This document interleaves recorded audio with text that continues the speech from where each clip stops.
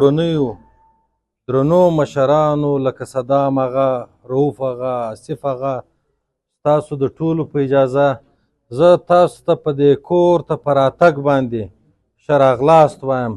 خدای دې وکړي چې داسې غونډې داسې ناستې هر کله وي. ملګرو دوی ټولو په دغه خبره سره وکړه، د پښتنو د اولنیو یو خبره ده چې د وینو په رنګ وینې نه پرېولل کېږي.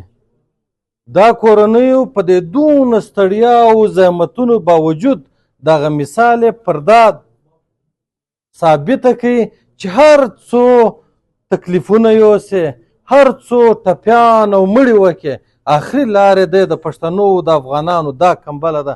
دا ټول خلک به پر دې لاره سره راځي. زه د باچا خان دا یو خبره کومه چې وایي چې پښتون سي بیا یې څوک غلام کولی نه سي.